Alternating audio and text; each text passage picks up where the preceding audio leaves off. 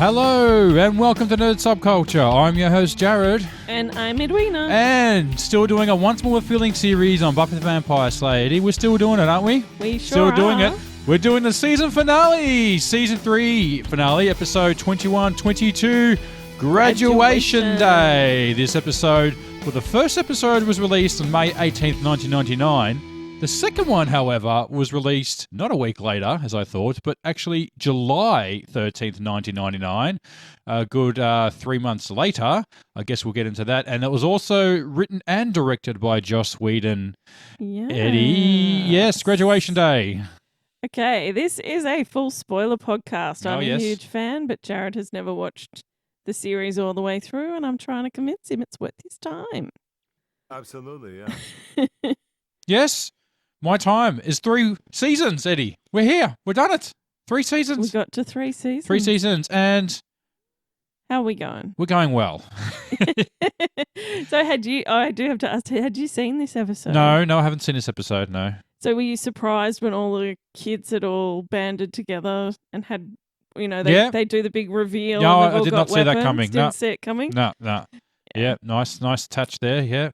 Not revealing the plans to the audience. Yeah, the they grand reveal? only ever do that one other time.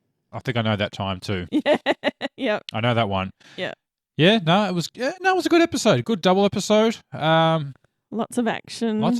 Yes. Lots of things happen in these two a lot episodes. happened. Yeah. No monster of the weeks. Well, a big monster at the end. A big ugly CGI monster at the end. Really bad.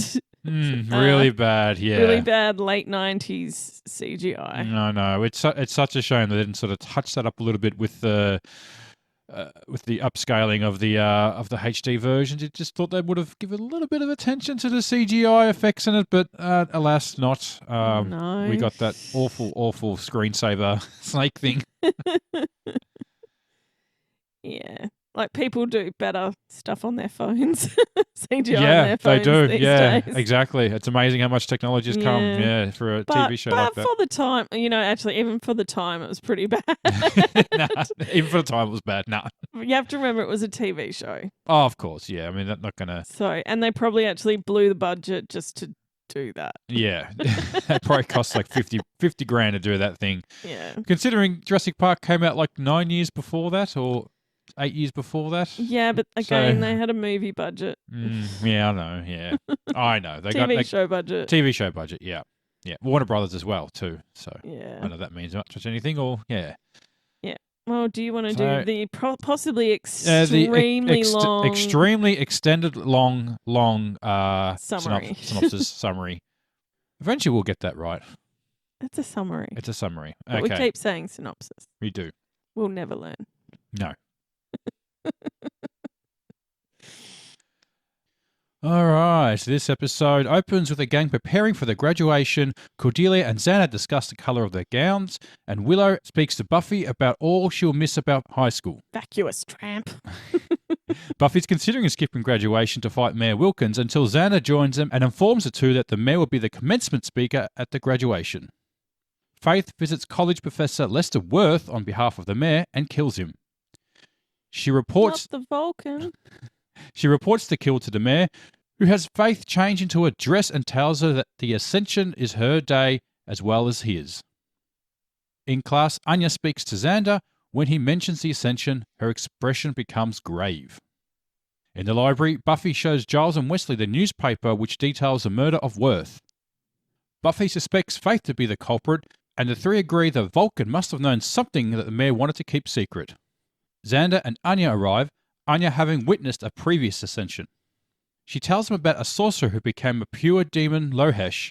Unlike human demon hybrids like vampires, pure demons are much stronger and much larger. The mayor waltzes into the library and smugly comments that he'll eat Buffy come graduation day.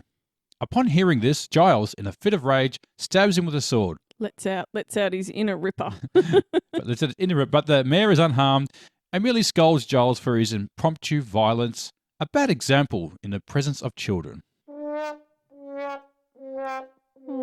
He was once Ripper. He leaves with a cheesy promise that some of their deaths will be quick. At home, Buffy packs a suitcase for Joyce and convinces her to leave town for safety. Willow vents her worries to Oz and chides him for his detachment. Panic would be a more normal human response. Oz interrupts her with a passionate kiss, and when Willow asks what he's doing, he replies that he is panicking. No, The to two say finally bow chicky wow. They finally bang. Bow chicky wow wow. They got it on. Oh, yeah. Buffy and Angel discuss Worth's work, which Buffy doesn't understand. The two discuss the confusing nature of their relationship when Angel is struck in the back by an arrow fired by Faith, which misses his heart. Oh, Cupid. Not Cupid. At the library, the arrow is removed and Giles and Wesley go over Mr. Worth's files, which indicate that Worth found a gigantic carcass underneath the rubble of a volcanic eruption, which he believed may have been a new type of dinosaur. The group assumes this must have been some sort of demon. When Angel falls to the ground, the arrow has been poisoned with a toxin fatal to vampires. Faith reports her attack to the mayor and assumes him It's wicked painful. and amuses him with a few stories from her childhood before he continues preparations for the ascension. Wesley tells Buffy the Watchers Council refuses to help Angel because he is a vampire, but Willow's research reveals the poison has a cure, the blood of a slayer. Buffy arrives at Faith's apartment intent on getting her blood. Faith warns Buffy that she'll never take her alive, and the battle to the death ensues, eventually ending up on the roof. Meanwhile, Giles and Xander find out what type of demon the mayor will transform into. The mayor is also alerted to the trouble at Faith's place. On the edge of the roof, Buffy stabs Faith with the knife she had received as a gift from the mayor. Faith congratulates Buffy for killing her, punches her to the ground with a brutal backhand, then leaps off the roof onto a truck on the street below to escape, denying Buffy her blood. The fall knocks her out, and Buffy watches as the truck carries her away. End of part 1. Woo! What Part is 2. Buffy gonna do? What you gonna do? What you gonna do? What you gonna do? So, continue on from several months later. Okay, in Australia, it wasn't several months later. Yeah. It was aired all in the same night. Mm-hmm.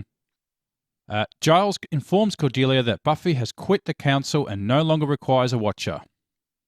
Buffy tells Angel that the only cure is the blood of a slayer, and since she cannot use Faith, he will have to use hers. Angel begs her not to make him drink, but succumbs after physical violence from Buffy, incapacitating her in the process. A fully healed Angel carries her to the hospital for treatment. Meanwhile, in a nearby room, Mayor Wilkins is standing over Faith, beaten and comatose, being informed by the doctor that she may never wake up. The mayor attempts to suffocate Buffy, but he is stopped by Angel and leaves. In a dream, Faith tells Buffy that human weakness never goes away, even his. When Buffy wakes, she approaches her friends, ready to war with the mayor. In the library, Buffy finishes detailing a plan and the gang agree plan is crazy, but it is their only option. Angel remembers that the mayor was seriously grieving over Faith. The mayor and Buffy detail their respective plans to the allies, and Buffy's friends recruit other students to help. Wesley tells Cordelia that he'll be returning to England following the ascension. They kiss. Ugh. Yuck. Yuck. Should have been one of those MTV Best Kiss Awards, I reckon. I think Jim Carrey got one of those too for Dumb and Dumber. Almost on par with that one, I think. Buffy and Angel talk over weapons, and Angel tells Buffy he will not say goodbye after the battle. A grief-stricken Buffy unwraps the knife she used to stab Faith, still stained with her blood. The graduation ceremony begins, and Principal Snyder welcomes the students before the mayor takes the podium. During his speech, he starts to convulse, an eclipse turns to night to sky, and the mayor transforms into Alkoven, a giant snake-like demon. At Buffy's command, the entire student body removes their robes and reveals weapons and crosses. They attack the mayor with flamethrowers and arrows. The mayor's vampire surface, but Xander has a group fire flaming arrows at them, slaying many. They flee, but run into Angel, Wesley, and the sports jocks, who go hand-to-hand with them. Xander leads the students in an attack from the rear. One vampire feeds on Harmony, the mayor strikes Larry and kills him, then devours the protesting Schneider. Buffy catches the mayor's attention with Faith's knife, describing in graphic detail how she stabbed her. The demon chases Buffy through the school to the library, which has been filled with explosives. Buffy dives out the window and Giles detonates the explosives, blowing up the school and killing the mayor. Giles presents Buffy with a diploma, rescued from the debris. Buffy then sees Angel, and they share a final, longing look at each other before Angel leaves. The gang, minus Giles, gathers and Oz tells them all to take a moment to deal with what happened, that they all survived. Buffy agrees it was a great battle, but Oz corrects her, saying that it was high school they survived. The scene fades on a charred yearbook for Sunnydale, class of 1999. End of season 3. So Eddie, where do we go? Well, it's such a long journey this season, isn't it? Yeah, it was, yes. It started out with her in this, this deep depression. Mm-hmm. And you've seen her grow and develop and, grow up, I guess, is the word.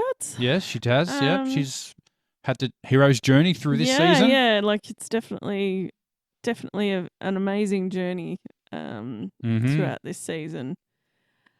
There's just so much in this this double episode.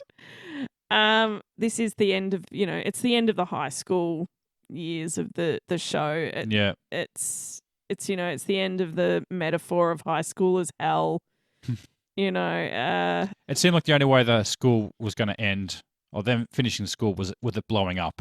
Yeah, it's also Buffy's, her great big rebellion episode. It's like when she really does fight back against the patriarchy. Like, you're going to say that, so patriarchy.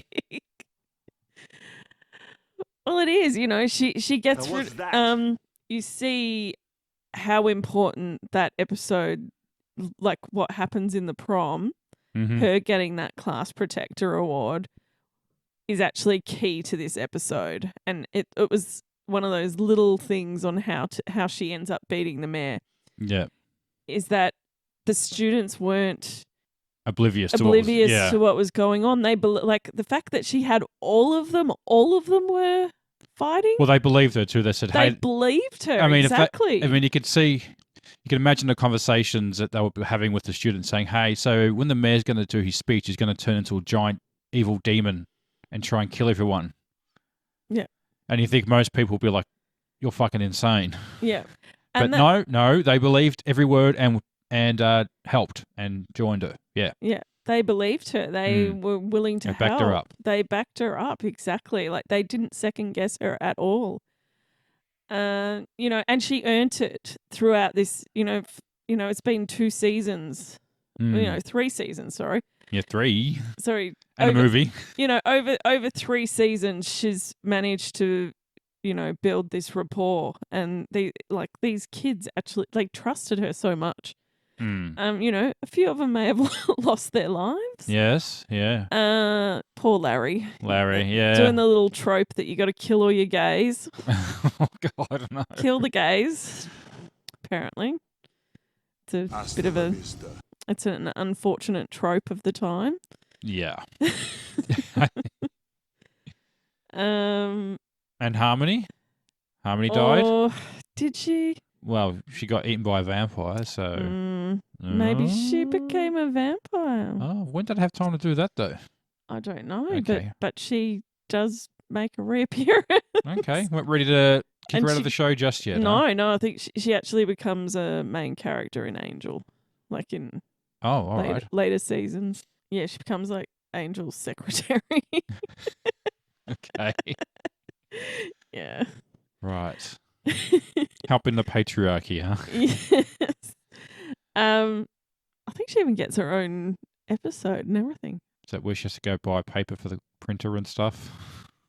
Not quite. No. Not quite. One of the big things that also happens in this episode that's part of Buffy's rebellion is she finally tells the council to get stuffed. Yeah. That they can rack off. There's a phrase I haven't heard in a long time. crack off. Yeah, Buffy finally says enough is enough, and she fires the council. It's that institutional ethics versus personal ethics, and the council were bloody useless. Well, I don't really see it as a huge rebellion because they never really did anything apart from like trying to kill her. They were inept anyway. They didn't really do anything. They seem more obsessed with their social structure and what they're doing than what the whole point of what they're meant to be doing is to help the Slayer. And it is that thing. They don't pay her, so they can't even hold a salary over her head. It's not like they can. She's doing this job night after night just out of obligation, but she has no obligation to the council. Like they haven't earned they have not earned her respect at all. Yeah. Well, she's had very little communication with them in general anyway, apart from that one episode. But she's never met him before. There's a Watchers school. Like, there's a whole school for fucking Watchers. Exactly. And they don't give any of those resources to the Slayer. They give her one person when they've got an entire school of people. Why isn't the Slayer allowed access to if it was the fact that she had access to all of these resources taken away from her, it'd be a different story exactly. altogether. Well, they're not supplying her with anything. If the council were like telling her about danger, there's this danger is about to happen, or there's something rising here, or sending her off on these. If they actually had like this precognitive ability to say where the evil is, they've got nothing to hold. It almost seems kind of mute her sacking him or firing or quitting or whatever it is, because there's no sort of there's no structure of who's in charge and who does what really. The whole thing is that Wesley wouldn't even need to freaking tell the council that he'd been fired. He probably could have just stayed in Sunnydale. They wouldn't have known any better. It's not like she has their phone number and talks to them. Yeah. It's not like the council would actually even know if unless Wesley tells them what happens. So they can sit in their castle and do whatever they want. Yeah. Yeah. They don't care. So, Frick the sunset, go for it. So if Wesley just sat back and didn't say anything, you still have a job. It'd still have a job. Like Buffy fired him. The Watchers Council didn't fire him. But he doesn't work for Buffy anyway. So exactly. It's kind of all moot, really. It doesn't matter. No one's overseeing anyone, really. They're not really overseeing her. She's not overseeing them. There's no communication. They're incredibly incompetent. They're just a committee on the other side of the planet that she has nothing to do with. Yeah. So it's all that is it's irrelevant. Meant to be completely about her. Or completely supposed to be in service of the Slayer. Well, yeah, but they're not. They don't. Or guide the Slayer, so to speak. But they don't really. Or they have Giles, who they fired Giles. But even then, he's still there, so it doesn't matter. Yeah. So she still has access to all of Giles' knowledge and resources. Yeah, we'll come over and drag him away if you're so concerned with him being there. Well, I think they do threaten that. What can they threaten him with? He's nothing. Deportation. Deportation? Oh, yeah. Okay. I think that's what they threaten Giles with. Yeah. Again, Buffy sees right through it. Yes, because he'll be the only illegal American and illegal alien in America. Yep. Next point is Anya. Quite conveniently, we have Anya reintroduced, and she has been to an ascension. That was lucky. Yeah, funny about that. Yeah. So this is to get Anya back in the series, I suppose. Yeah. She says she makes the assumption that Buffy's never seen a pure demon. Yeah. Is what they. So a pure demon is like from hell, basically. But the demons we see are like tainted. a demon in a human form, or they're just they're kind human, of nerfed a little bit. Well, they're sort of human demon hybrids. Yeah. From what Anya said, so they're already sort of tainted by humans. Except that Buffy has fought a pure demon, because what the hell came out of the Hellmouth. Oh, that yeah, time. yeah, that weird snake The thing weird thing with the Raptor. heads. with the raptor voice. Alan. Yeah, that weird monster thing. But also there's been a few, like there was that big snake monster that was in the sewer Oh, yeah. that the mayor had to give the baby tribute to in Band Candy. Yeah. What about, was it Nikita, the other big demon thing that the frat boys worshipped? Oh, yeah, yeah. Would that, or that was sort of human? I think, in a human form, I think. Yeah. Yeah. Well, maybe second. Okay. Okay, Willow and Oz.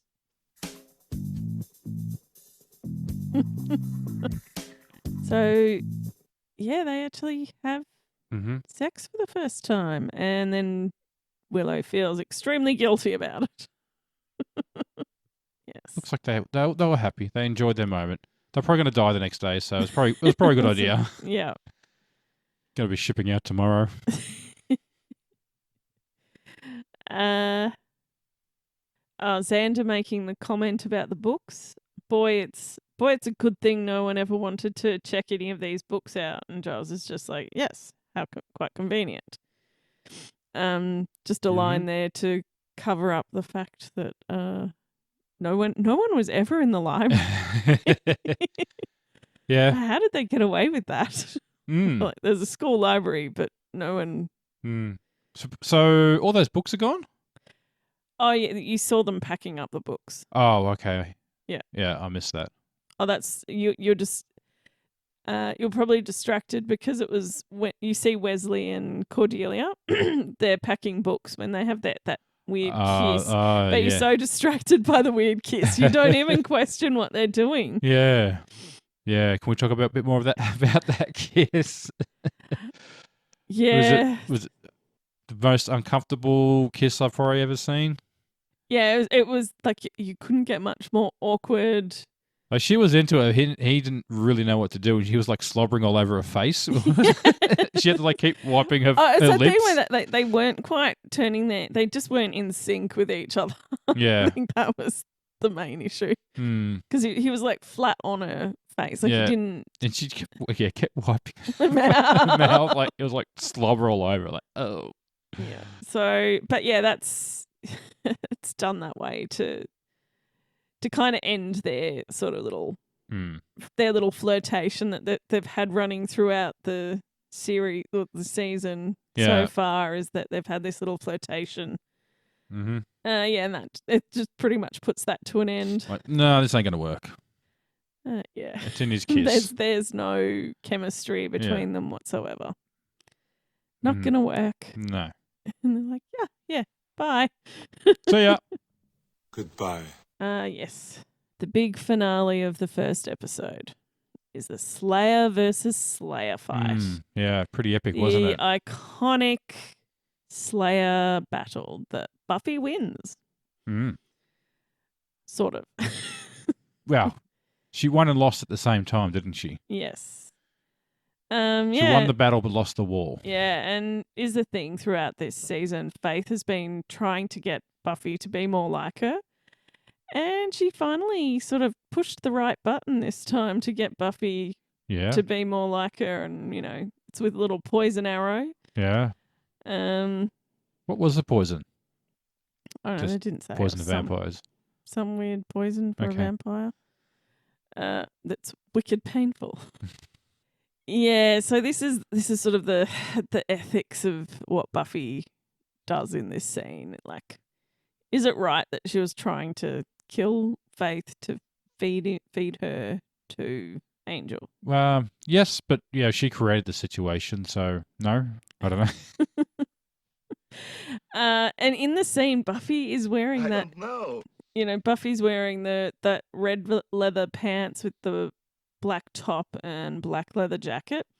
It's kind of the iconic Slayer uniform. Right. It's like what all the Buffy figurines are in that outfit. Or I'd say like 90% of them are. Okay. And it's what Sarah Michelle Gellar's her wax figure. her wax figure at Madame Yeah, Tussauds. you've got a picture with, but you can't see her pants. Well, you got a picture of you standing with her. Yeah. Yeah. We looked at today. It's so depressing when you look at old photos now, isn't it? Yes. It was that long ago. Yeah. And yeah, she's in the red leather pants. Hmm. And what did you notice about, what is it, Faith? Faith is wearing like glittery jeans. Glittery jeans, yeah. Yes. Which apparently one of the stunt coordinators found it very, very difficult to work with. Or maybe it was the leather pants, maybe. I had heard that the leather pants kept ripping. Yeah, probably the leather pants. Probably both very uncomfortable to fight in, I'd imagine, without ripping them at something. Because they're doing all weird sort of kicks over the back of their head and stuff like that. So, Yeah. not great fighting attire, is it? No. I don't see them wearing that in It was a bit pre-active wear. UFC. Yeah. Pre-active wear. Yeah. And whether or not does Faith, so Faith ends up jumping off the building. Mm-hmm. Does she? Do you think she does that out of spite, so that Buffy can't feed her to Angel? Oh, yeah, completely. Or does she do it so that Buffy doesn't turn into her? Oh no, I reckon it's completely to Spite. Spite, yeah. Completely and utterly It's a spite. big middle finger saying, "Yeah, here you go, cop that." You killed me, B. Okay. Moving on to with my talking points, we get to episode 2. Yes. Buffy forcing Angel to bite her. Oh, now rewatching that scene. It's very thinly metaphored. Getting a good lot of use out of this soundbite, haven't I? Yeah. Yeah, very, very thinly veiled. Yeah. Metaphor. Like she does the little you see her hand crushing. Or she goes to grab something, you think she's like going to grab it to whack him with it. Yes. But yeah. she just grabs it and crushes it. And then her leg goes up and she grabs onto him and like, oh, and okay. then and then she kicks the table. That's her little orgasm that she Is it really? little thinly metaphored orgasm when she kicks the table. And you've also got that swelling score, like this building score. But it's also like showing their legs as well. Yeah, like he's on top of her. The fact that he's on top of her. Yeah. He's shirtless. Yeah. He's always shirtless, isn't he? You'd think he's a chili pepper, wouldn't you?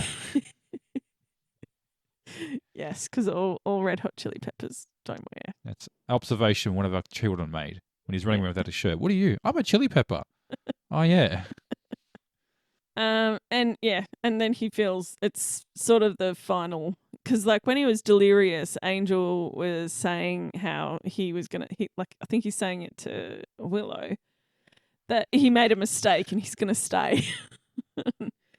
All of that, he should have never broken up with her, and it was a big mistake, and he loves her, and all of that. And then but when she forces him to drink from her, I think that's sort of the final straw that he really Final nail in the coffin. Yeah, he kind of has to.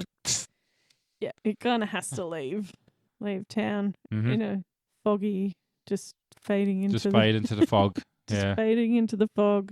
I almost thought they're going to do that thing where like someone walks past and he's gone. It's gone. Yeah, they always do that, don't they? I was expecting that, and it's just the image of him like doing that and just quickly running around the corner. And that scene. Harvey Dent. Yeah. Can we trust him? And that scene is like when they get to the hospital and they're going from room to room. It's all done in one take. Yeah. Which is always nice artistic direction. Yeah. Yeah, it's almost become sort of the Whedon signature. With the pan around sort of thing. Yeah. Okay, so we've also got the weird Slayer dream. Yeah. Like the joint dreaming. Mm-hmm. With like the little cryptic messages that Faith is saying to Buffy, and that's when Buffy works out how she can defeat the mayor. Really? Oh, I missed that. So what cryptic messages did she give? That he to use his human weakness. Which was... Her. Okay. Oh. Yeah, the knife. Oh, as bait. Okay, Yeah, right. Yeah. Because they needed to be able to control him. Mm-hmm. I feel like he kind of would have chased her anyway. Yeah, I had a feeling he would have been chasing her Yeah. anyway, just out of pure anger. Yeah. Um, Hey, man, you're a dickhead. yes. Oh, it's on. Sorry. This porno music I've been playing, I just saw the top comment for this. Play this at my funeral.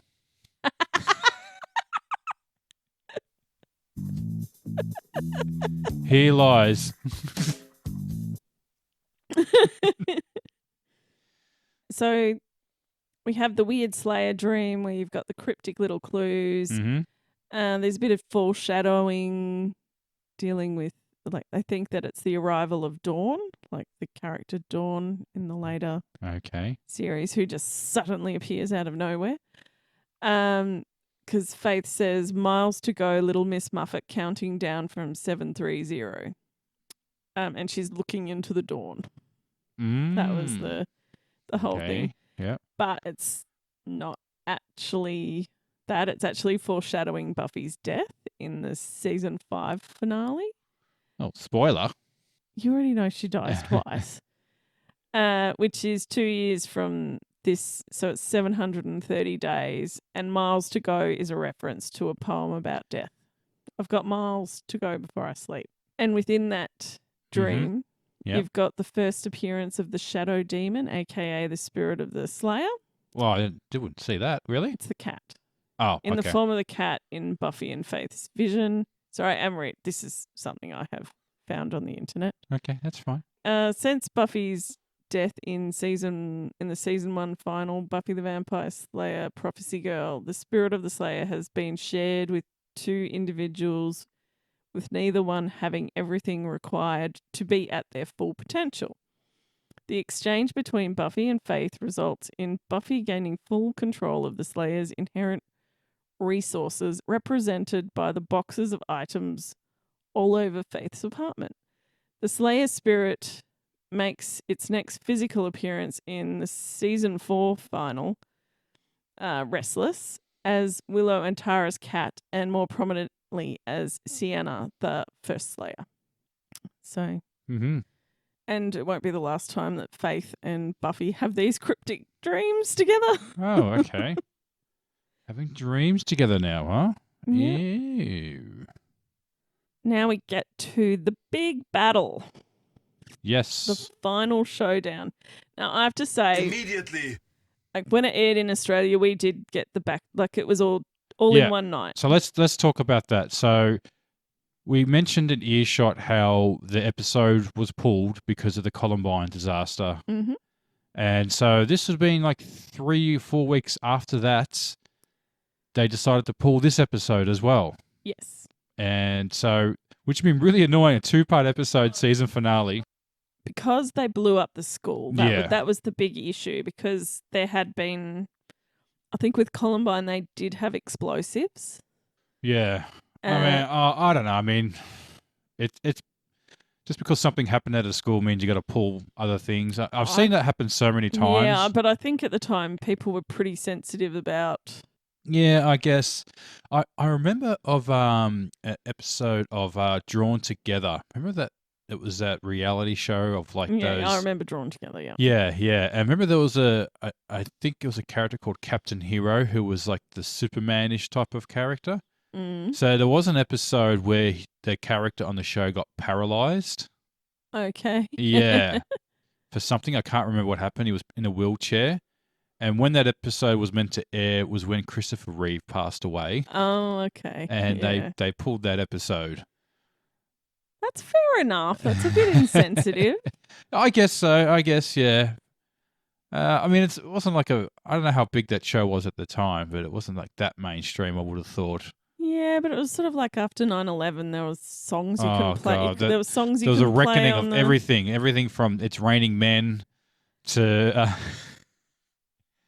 It's funny. You don't even make the connections as you realise what songs. Well, when I say band, I say radio stations weren't playing them at the time. It was like another one, Bites the Dust. I remember a whole catalogue of songs that were like not, allowed to play in that, I was just leaving on gonna a jet go- plane. There was leaving on a jet plane. I was going to go with what's the Bob Dylan one? The one about Oh, we have to be more Bye specific. Bye American Pie. Yeah. Oh, that wasn't his song. Who's that? Oh, Chuck. Anyway, that song was about Buddy Holly, but Dying in a plane crash. yeah, Yeah. yeah. I can't remember the guy's name now. It's just America Pie was the name of the plane that they were on. Oh, okay. Yeah. Another bit of trivia for you: that "Killing Me Softly" song is about that song. Oh, okay. Killing me softly with his words, killing me softly with his words, tearing my heart out with his song. Oh, okay. It's about the song about, yeah. All right. So, but yeah, I don't know.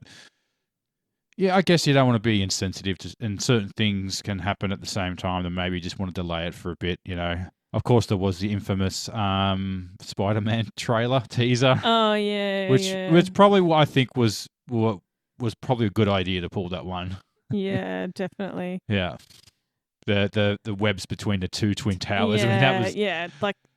and I remember I think it was like a TLC song that had to be pulled, but there was remember that guy Bryan Adams, not Ryan, Bryan Adams, and he had a song called New York or something.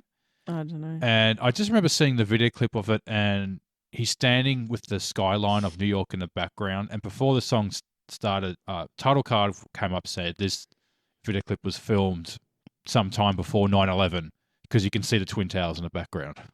Yeah. Yeah. Okay. So it happens all the time, I guess, and it's going to happen again. I don't know. Yeah. All right. But back to the final fight. Yes.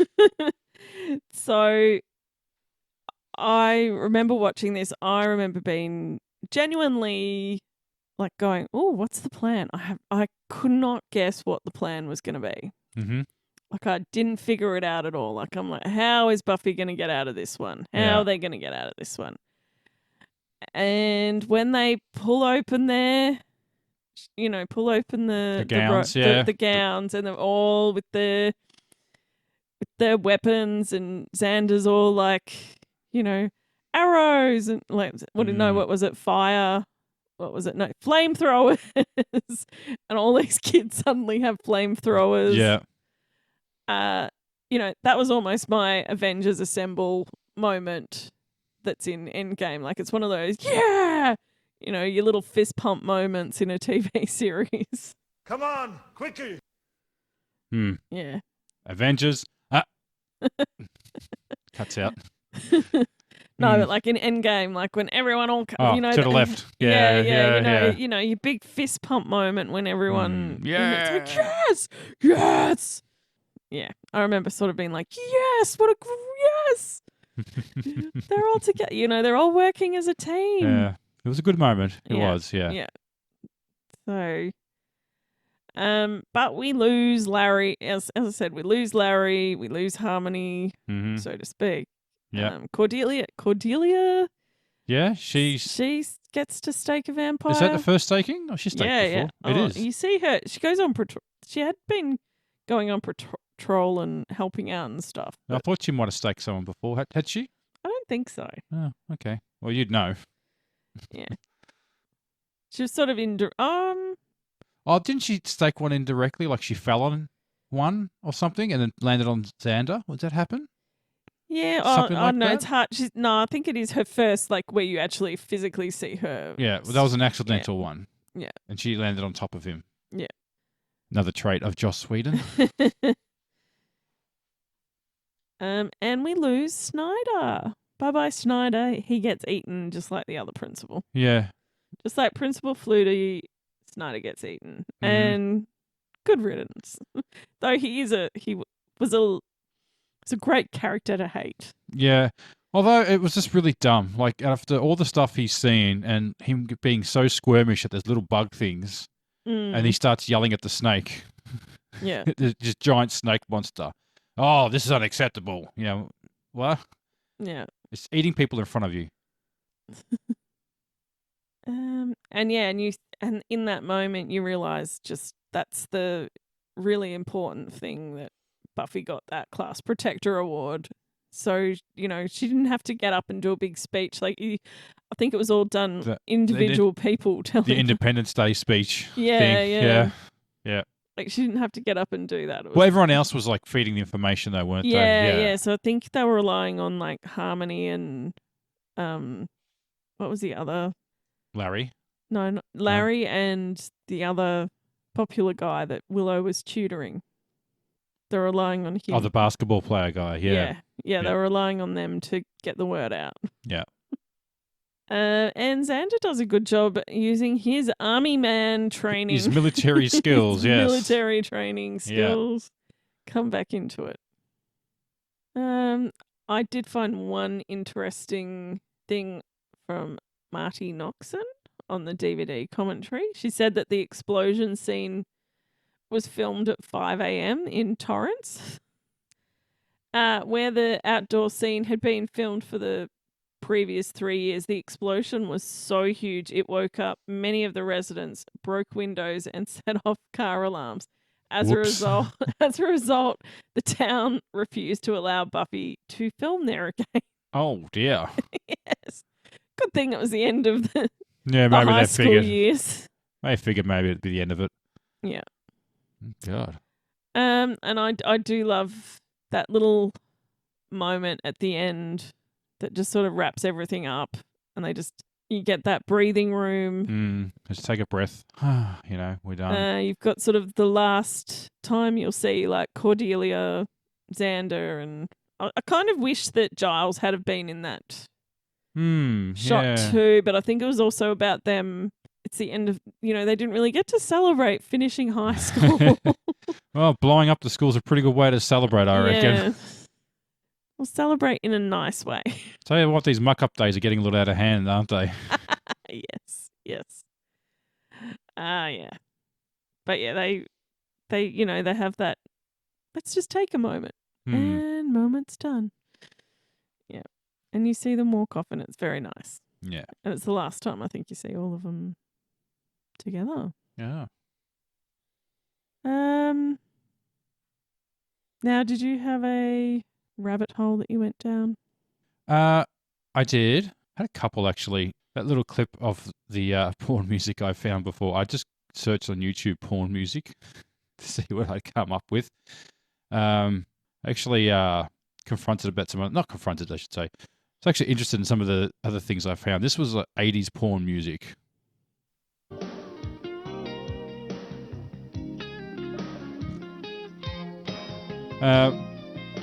Which, I don't know, I guess maybe. To me, it just sounds like call waiting music. Oh, yeah. Like, can you please hold the line, sir? Yes. God, I wonder what the hell they're doing now. But no, that was that. I thought that was interesting. Come up with some other porn music too. Oh, yeah. That's definitely got your waka waka waka waka. Yeah, it's not porn music unless you're using a wah, I find, You got to have the wah going. Yeah, definitely got to have the wah going. But my actual real rabbit hole, the band that was featured in this, the first episode, I should say, that Faith was listening to. Oh, yeah. Yeah. Spectre Pump.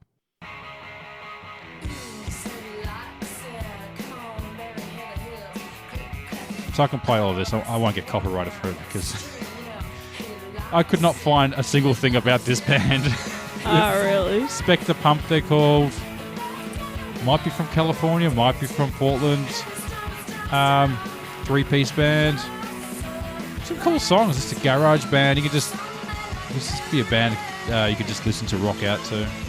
This song was called Sunday Mail. So I listened to... They only had one album. Not even a Wikipedia page. They were just so completely unknown. I could not find anything about them. MySpace page that's got nothing on it. Facebook, again, nothing on it. What I did find is that the singer, which I did find her name, but I can't find it now. She actually went on to form another band called Cleaverland.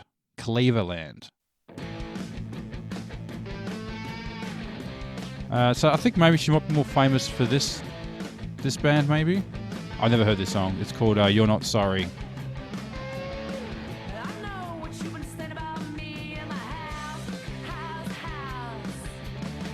Yeah, I don't. They're pretty cool. I liked them. Pretty cool video clip of this one. It's got vampires in it, actually. Oh, really? Yeah. I'll have to show that video clip. Yeah, so it's just weird, like just finding absolutely nothing about it. I just searched and just found that she was the singer was in some other bands, and that was about it. But yeah, they were featured on Buffy the Vampire Slayer. That's pretty much the only sort of thing they've ever done. Like even with the other bands that were really unknown, like they had something. There was something there. I'd find one of their CDs for sale for $50 on some website. It wasn't Amazon. So good on them for plucking out a completely obscure band. It must have been maybe it was someone's friend or something in the band or something like that. Yeah, so that was just a little rabbit hole of some old school 90s garage music, which I think you just can't go wrong sometimes. We just want someone to scream at you for a few minutes. And then lie in your bed in your glitter pants. Yeah, and I think that helps. She wanted Cherry Twizzler and read comic books? Read comic books, yes. I wonder what she was reading. I wonder if it was like Avengers or something. That'd have been cool. Like she was reading comic books. Yeah. What a cool girl. Not like not Cosmopolitan or anything like that. I thought it would be like a magazine of some description. But no, it was a comic book. Mm-hmm. All right. Should we get into question time? I think we shall. Question time. Answer the question. All right, Jarrod. Which character was your favorite? So we're doing combined episode, obviously, of this. Yeah. So, yeah, Buffy. Yeah, it's got to be Buffy. I know, yeah. Which character do you love to hate? It's got to be the mayor. Yes, the mayor. Love to hate the mayor. He's a good villain. And I'm going to say the mayor just because of the whole... He was going to do the whole speech. He was going to do the whole speech. He didn't get to talk about the what was it? The journey. No, he's civil service. Civil service. Yes. Oh, civil duties. Civil duties. Yeah. Yes. That is pure evil. The fact that he would have made them sit through that entire speech. That would have been worse. Thank it God. Was today. Now here's my PowerPoint display. Yeah. Stop it. Okay, what was the most memorable fight scene? Oh, it was the Buffy v Faith. Yeah, the iconic showdown. Mm-hmm. Yeah, you can't get much bigger and badder than that fight, other than when it happens. Yeah. And a side note, the camera crew are visible in that fight scene. So I know we've mentioned this before, the HD conversion, where they convert it to widescreen and no one noticed that you can clearly see the camera crew on the side of the building. Clear as day. How was that missed? Yeah. I mean, it seems like they just ran a program and just skipped through it. Oh, yeah, it's HD. Yep. Print it, put it up and stream it. Yep, we're done. But you know what? I did have a lot of trouble because then there's also the whole class reveal and the class fighting, like when they're running down the stairs and fighting all the vampires and stuff. Yeah. Yeah. So I'm doing one for each episode. Oh, you are? Okay. Yeah, right. Just for that one. Yeah. Just because I couldn't really pick, because it was like there's the iconic Slayer on Slayer fight, and then there's the also the iconic where the students all rebel against the patriarchy. You and your patriarchy. Fuck the patriarchy. You love the patriarchy. Fuck them. Why don't you go marry the patriarchy if you love them so much? That's what you can go do. You go marry the patriarchy. I will. Thank you. Hang on. You are the patriarchy. Oh, I'll go marry myself then. Fine. Yeah. So, and then you've got the classic Faith line of, "Oh, look at you, all dressed up in big sister's clothes," and then the whole, "Give us a kiss." and then punch straight in the Funny, face. all the comments for that song on YouTube are all those quotes from the movie. Give us a kiss. Give us a kiss. Ah, look at you all dressed up in big sister's clothes. Give us a kiss. LOL moment. I like the teacher playing hangman. Yeah. It's a very subtle scene where he says, Xander, and he's like, E. No, it's like, we've still got class and you still have to participate. Yeah. And then it shows that he's... Which I wanted to talk about. There was always that thing at the end of school where you would just be doing nothing in class. Like the last week of school would usually entail you doing absolutely nothing in class. You're playing hangman or you're watching movies. Watching movies, playing hangman, or, just not doing any work. I remember one time in year 10, they let us watch... Somehow the guys in our class managed to convince the teacher to let us watch Texas Chainsaw Massacre. Mm-hmm. And it gets to that first scene, when the guy puts the knife into the hand. Yeah. Like starts stabbing himself in the hand. Got to that, all the girls were out of the room. I was the only one left. Oh. Because I'd already seen it. And I think I was actually sitting there going, I don't think this is going to go. Isn't very appropriate. And all the boys sitting there going, shut up. Yeah, no, I remember one of our last classes, someone somehow got a pirated version, Ace Ventura Pet Detective, like when it was still in cinemas. Okay. Yeah. It was a real blurry version, but, Someone sitting with a video camera. I don't know what it was. Yeah, it must have been. But I know they used to do, what do they call them? Because there used to be a display on the back of the projectors, well, the digital projectors anyway, a screener, I think, not a screener, or a tally-sync, that's it. They used to have tally-syncs, and so that was like someone holding a camera to the display of the back of the projector. Ah, okay. So they were usually pretty good copies, like for a pirated copy anyway, the tally-syncs. I was surprised how many times where you'd find people would be uploading ones from the cinema, and it was like, the worst sort of copy you could get. And do you remember living in London, you'd get those guys walking around the pubs trying to sell you DVDs? Yes. Like, and they were the ones, and it looked like they were actually making them themselves. I'm like, mate, you can get heaps better ones off the web. Like, why would you record it yourself? I don't know if they did or not, but I kind of wondered because the quality was just so poor. It looked like they did do it themselves.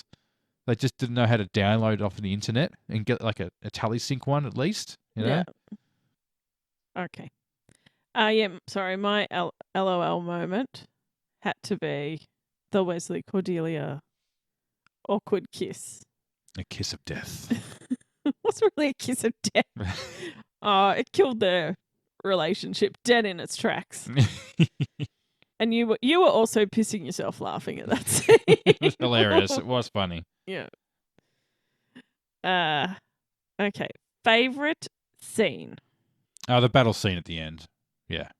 With all the students ripping off their gowns and proceeding to attack the mayor and attack the vampires. Yeah, it was a great scene. Yeah. Yeah.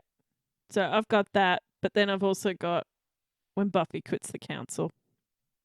Oh yeah. And the council's orders are to concentrate on and then Buffy's like, orders? I don't think I'm going to be taking any more orders. Not from you, not from them. You can't just turn your back on the council. They're in England. I don't think they can tell which way my back is facing. Useless. And and then Wesley's all like, this is mutiny. And Buffy's like, I'd like to think of it as graduation. Oh yeah, go Buffy. Actually, what she should have said. This is Sparta! All right. Least favorite scene. I actually said the part of Wesley going on about the Witches' Council or the Watchers' Council. Okay. Maybe the dream scene as well. Oh, I love a dream sequence. Yeah, I mean, I couldn't really find a least favorite scene, to be honest. Everything was pretty good. Actually, yeah, it's a pretty tight episode. Yeah. What'd you have? I really couldn't find anything. I had the Bangel drama in the streets, but it's cut pretty short by the like you don't expect it. You get the arrow hitting like. I actually was thinking that too, the Buffy Angel stuff. Yeah. But yeah, prior to that, Because it is kind of a shock. It's something you don't really see coming. There's no warning. And for a split second, you think that Angel is actually shot through the heart. Like he's about to disintegrate in front of Buffy. Again. Yes. Like, that'd be the third time that's happened. yeah, but it's like split second Yeah. that you think it's going to happen, and then it doesn't. Hmm. Or sort of, it's more a slower death. Which Wesley was right. It was just there to distract her. Exactly, but then it also gave her the way to defeat the man. Yeah. Because she didn't have a plan up until that point. Mm-hmm. Yeah. And she kind of came up with the plan because of what had happened. Yeah. Favorite quote? Well, I think it's the final one at the end with Oz saying, "Guys, take a moment to deal with this. We survived." Buffy replies, "It was a hell of a battle." And Oz responds, "No, not the battle. High school." Mine's going to be a very, very short one that I sometimes use when when my brain's completely fried, Mm-hmm. and sometimes use this in real life. Yeah. Huh? Fire bad, tree pretty. When did she say that? At the end when she's talking to Giles, she's like, "My brain's at fire bad, tree pretty." Oh, yes. And then Giles starts going on about the irony of blowing up the school and all of that, and she just looks at him and goes, "Fire bad, tree pretty." Or I could also do the Anya one. Men like sports. I'm sure of it. And then you got Xander going, "Yes, men like sports. Men watch the action movie. They eat of the beef and they enjoy to look at the bosom. 1,000 years of avenging our wrongs, and that's all you've learned." That's a good one. And I also like Willow's one of, "Old trusty soda machine. I push you for root beer. You give me Coke." And was that meant to be some sort of in-house joke? Because apparently the actors are always pushing items on there and not getting what they pushed. Yeah, there's also always what's shown on the top of it is never what comes, like they're different brands and stuff that come out of it. Yeah. Yeah. Getting a little meta there, maybe. Well, I think it's just a recurring joke. I think that the soda machine just gives it whatever it feels you might want. Mm-hmm. All right. Okay, best Cordelia freakout moment. I had Cordelia saying, "I demand an explanation." Harris replies, "For what?" "Wesley." Xander replies, "Inbreeding?" So very funny. Any minute, I'm sure to laugh. I can't believe this loser look. I lobbied so hard for the teal. No one ever listens to me. Lone, fashionable wolf. Is this our last for Cordelia freakout moment Yes, this will be our last Cordelia freakout moment there? Mm-hmm. that we might replace. I'll work it out. We'll work it out. Oh, the suspense. It'll be replaced with something else. Might be replaced with either a Spike or Anya. All right. Yeah. Maybe rotate the two. Yeah. Who gets the wooden spoon? Oh, Schneider. I gave it to. Yeah, I'm going to go with the mayor because he fully underestimated Buffy and the class of 99. Mm-hmm. Yeah. He did not see that coming. No. He did not expect those kids to fight back. Oh, gosh. But I don't know. Schneider just, standing there yelling at the weird demon thing.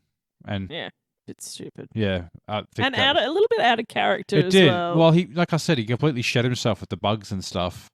And, other stuff that's been there. He's there screaming at that thing. I know he's like meant to be prompt and into his pomp and circumstance things, but still, I mean, people were dying and he's yelling at us.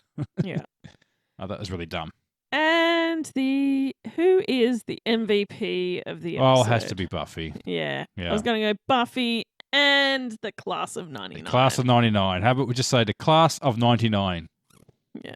Get the MVP. What do you rate this episode out of 10? I gave it 8 pairs of glitter jeans.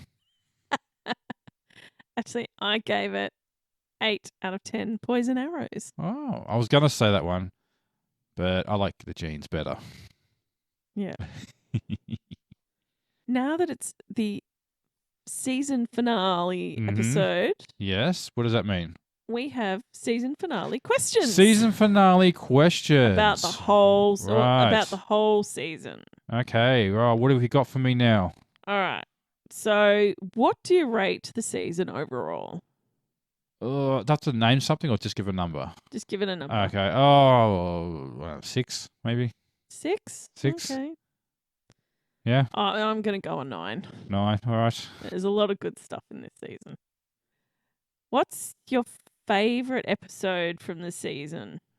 Or which one stands out? I'd say The Wish. Yeah? Yeah.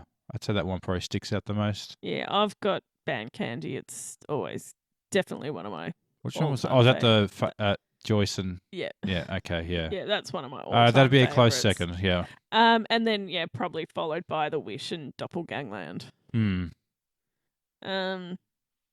What do you rate the Big Bad? Is that a number or Yep, just a number. a number? 7? He's pretty good. Yeah, I liked him. Yeah, I had about a 7. Yeah, as 7, well. yeah. Yeah. And which character was your favourite for the season? Because you got to have Faith. faith. Yeah. Yeah. Love Faith. I want to see more Faith. We should have a Faith spin-off. Well, they nearly did. Only she decided to go off and do True Calling. Damn it. Oh, well. Yeah. Still, Ace, not too late. There's a lot of shows getting reboots and stuff. You never know. Yeah, I think with all the things that Joss has been accused of, I don't think Well, he that's doesn't gonna have to be attached to it, so, you know. Well, I think he does. He probably owns the rights to it. Probably owns all the rights to They it. probably all reverted back to him or something. Yeah. Yeah. Oh, the Noxon lady. Not Noxon. Marty Noxon. No, not Marty Noxon. The Kurat. What do you call it? Kazoo. Oh, yeah. Karuzu, yeah. mate. Kazoo Yeah, was her name. That's the production company that ran it. Maybe they own it. maybe. Warner Brothers own part of it, maybe. I Or think something. Fox owns. Actually, no. Disney owns it now. Yes. No, I was reading. I think Disney now own Buffy. Yeah. Yeah. Does that make her a Disney Because I think they bought princess? Fox. Yeah, because someone mentioned, does that make Cordelia a Disney princess? Someone mentioned that. Yeah, Cordelia being a Disney princess. Now that Disney own it, I think it was owned by Fox, but now they own Fox. So yeah. Yeah. And, okay, drum roll, please. Yes, drum roll. Okay, how are you going with watching Buffy the Vampire Slayer? Is it worth watching? It's all right. Oh, come on, that's all you ever say. Is, oh, it's all right. It's all right. I guess it's all right. It's Oh, fine. yeah. I guess I'm invested in it. I can say I'm invested in it. Yeah. All right. Is that enough? Yes. Is that enough? So are we going to keep going? All right. So what are we going to do? Well, I said I'd do 2 seasons of Buffy originally. We've done 3. And then I convinced you to do 3. And you convinced me to do 3, all right? So we've done 3 seasons of Buffy. I think we can maybe do something else. Maybe we can do some movie reviews. But still continue with Buffy? Well, no, we have not finished with Buffy, okay? Yeah. We're going to do Buffy all the way. That was our goal. That was our mission statement. Yeah. We're going to stick to that. But I think I would like to sort of branch out and talk about some stuff I like. Yeah. So my idea is that, well, we love movies. Yes. And there are just certain movies that both me and Jarrod, and, you know, they're different movies, Mm-hmm. but we've watched them way too many times. Yeah. So we think we're going to do a podcast called... What's it called? What you watching? No? No, what was it? You're watching this? You're watching this again? Watching this again? Yeah. All right, watching this again? Yeah. So we've decided to do a podcast about movies called You're Watching This Again? Yes. And we're going to be going through some of our favourite movies. I've got a huge catalogue of films that I've watched way too many times. I think we're going to do it. We have to have watched these movies at least 10 times in order for them to... These aren't just movies that we like. Yes. These are just movies that we have watched way too many times. Mhm. So these are not your highbrow, high-class kind of movies. Well, there might be a few in there we've watched a few times. Like what? I don't know. Maybe American Psycho. Is that highbrow? I don't think that's highbrow. It's probably the most art That's house. definitely got to be on there. I think, yeah, well, I think we're going to have that. But I think we might start with something else and maybe a franchise from the 80s. Maybe we'll save the surprise for next week. You'll have to stay tuned to see what it is. And I think we might start with that, but we're definitely going to finish Buffy. So don't fret. But yeah, once a month we're looking at putting out a movie review of just one of these movies that we've watched way too many times. Yeah, I think so. And yeah, with that, is there anything else you wanted to add, Eddie? I think we're done. We think we're done. So yes, we haven't finished with Buffy the Vampire Slayer. We shall return. But tonight we must venture off because we are Nerd Subculture. You are Nerd Subculture. You are Nerd Subculture. Why are Nerd Subculture? Why? I'm Jarrod. Who are you? I'm Edwina. And where can you find us, Eddie? You can find us on TikTok, Twitter, Instagram. There is a Facebook group, and you can email us at nerdsubculture@gmail.com. Yes, and smash the shares, smash the likes, download share everything. our episodes. We'll catch you next time. Bye. Smash it. Smash it. Smash it. Garg.